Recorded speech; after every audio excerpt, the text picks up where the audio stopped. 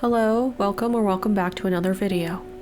This week, I drew a page of vintage photograph head studies with a medium I'm not very familiar with, alcohol markers. I'll go over my thought process, why grayscale studies are valuable, and some more tips on trying new media. Feel free to make yourself a cup of tea or coffee, grab a blanket, and get ready for a cozy time. The materials and references I will be using are listed in the description box, along with timestamps if you want to skip to a specific part of the video. I started my process like I do most of my warm-up sketches, with an underdrawing. This time I'm using a Prisma color Col-Erase pencil instead of my usual colored lead. My plan for the day was to use supplies I don't usually reach for, and this was one of them. I know a lot of artists love Col-Erase pencils, but I've never personally liked them.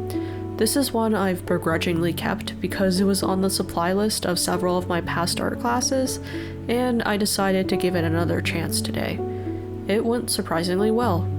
I think this was mostly due to the fact that I was consciously keeping my grip loose.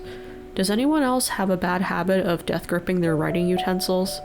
Pencils with harder lead like the Col-Erase tend to make this problem worse for me, which is why I prefer the softer Tombow 2B or HB pencils.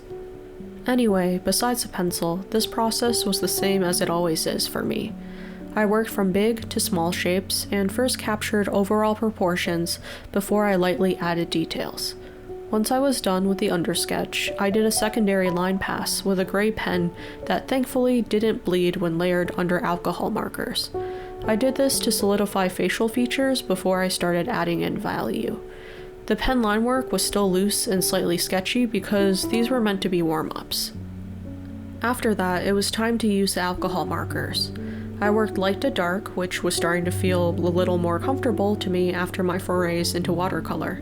I blocked in the overall values and shadows first, and was pleasantly surprised by how expressive my strokes could be with the brush tip on these markers. I love pen and brush tips that have a little give, and even in my digital workflow, I prefer brushes that have size variation based on pressure. After working with gouache, these markers felt like coming home. I was the kid with a pile of Crayola markers and pencils, and this felt like a grown-up version of that. That's my first tip for trying a new medium, by the way. Try to make everything else outside of the medium familiar. I chose a familiar subject matter, limited my tools, and didn't put too much pressure on myself to make something portfolio worthy. This gives you a safe space to just explore something new and take joy in that process. Another advantage I gave myself were the references I used. I stuck to vintage black and white photographs which fit well with the value range I could create from these grayscale markers. As tempting as it was to jump straight into color, I knew focusing only on value would help me figure out how to blend and create different types of edges. When I was first learning how to render forms, I used graphite and charcoal, which are also grayscale media. The secret to convincing 3D forms lies in your values, or how light or dark an area is, not the actual color. That's why many digital artists can create paintings working from grayscale to color, and why paintings with unrealistic colors can still feel realistic. By this point, I was starting to feel more confident, but was also noticing some quirks in the medium and paper. This paper is a cheap pad I bought off of Amazon that resists bleeding. If you don't know, most alcohol markers will bleed through paper and even onto the next sheet in a sketchbook if you're not careful. This paper has a waterproof-ish layer on the back that prevents bleed through, but I'm not sure I would recommend it. The markers lay down smooth enough, but there was a strange texture present in all the sketches that you can see in the footage, especially in the darker areas. You also can't fully erase graphite or other leads on the paper, which was partially why I chose such a light undersketch color. However, I do think this paper is good to practice on, since it was a comfortable size and could handle multiple washes of ink without breaking down. Just don't expect it to hold up in a finished piece long term. This next tip isn't related to markers.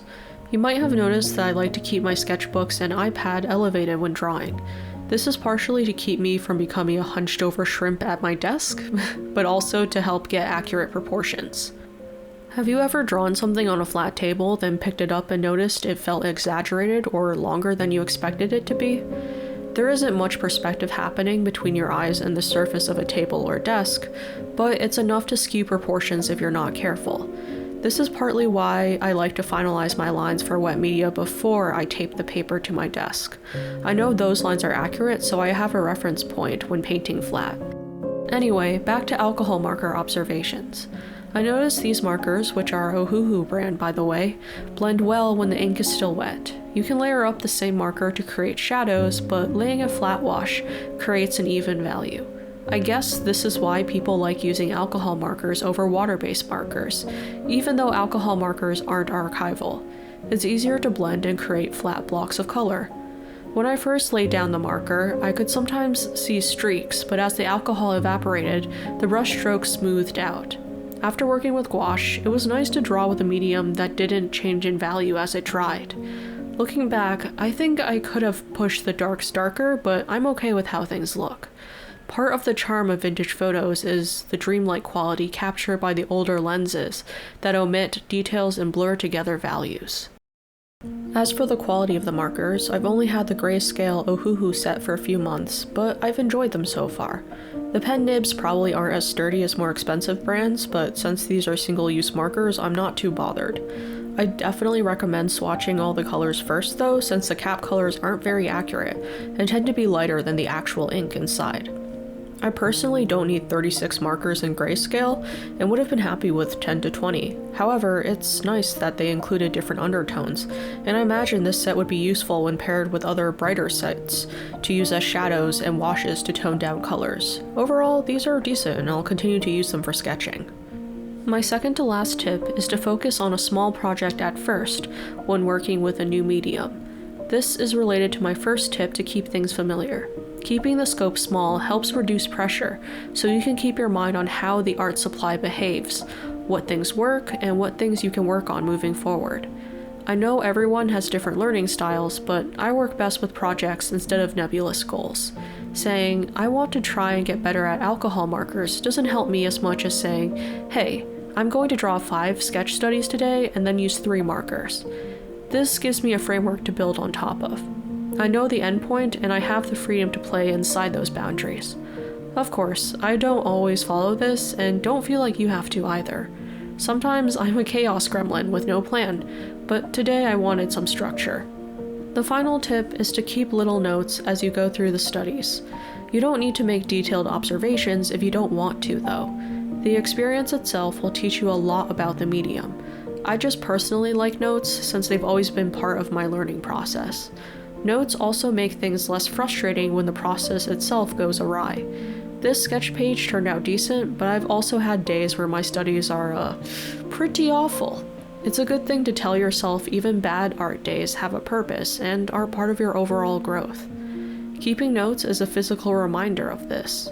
It doesn't matter if the final product isn't amazing, you showed up and tried, which is the most important part. Anyway, that's it for me today. That's a look at how I approached a newish medium. This was a relaxing session for me, and I hope it was relaxing for you too. As always, feel free to leave questions below, and thank you for watching this far. I'll see you next week with a new video. Bye!